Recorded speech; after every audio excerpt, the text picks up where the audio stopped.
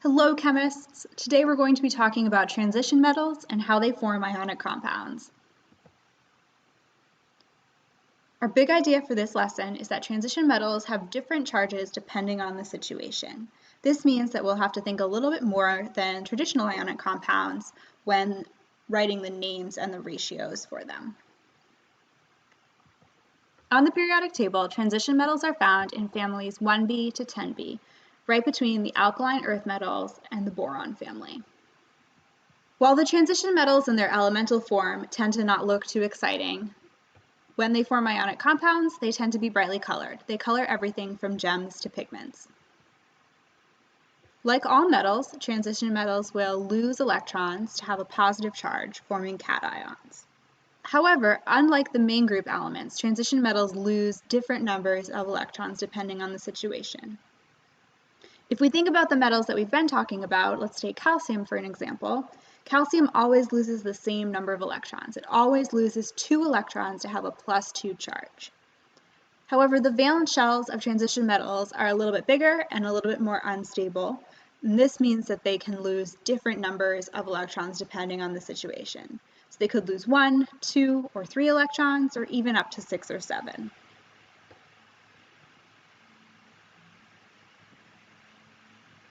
For example, copper sometimes has a +1 charge and sometimes has a +2 charge.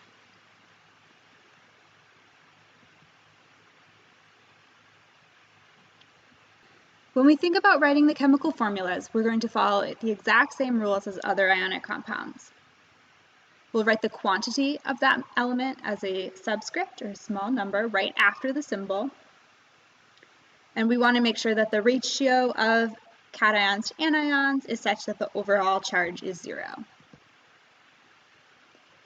In the name, we're going to show the cation or the transition metal's charge with a Roman numeral in parentheses. So Roman numeral 1 in between the cation and the anion would show a +1 charge.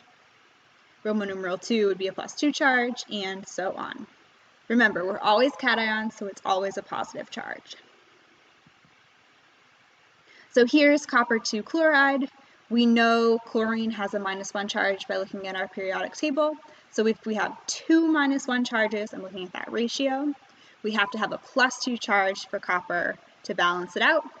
And here we see in the name, copper 2 chloride, copper with that +2 charge. Here's another example, cobalt 3 oxide.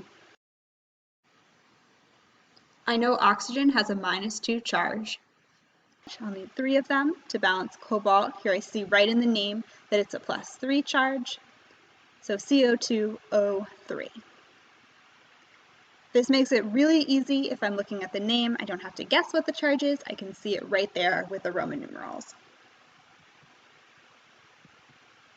Here are a couple more examples worked out in more detail. Here we have Fe2O3, so I know the ratio, it's 2 to 3.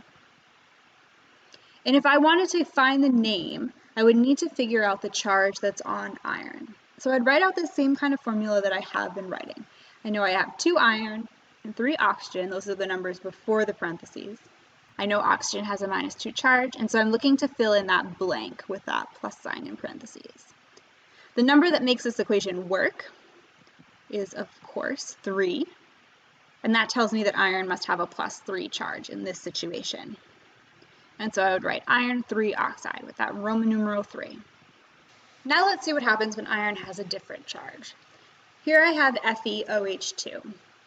So my cation is iron, and my anion is hydroxide, which is a polyatomic ion.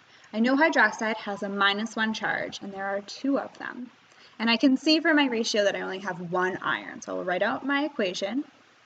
And then the number that makes this equation work is a +2 charge for iron. When I write my name, I write iron 2 hydroxide. That's it for today. If you have any questions, please leave them in the comments below.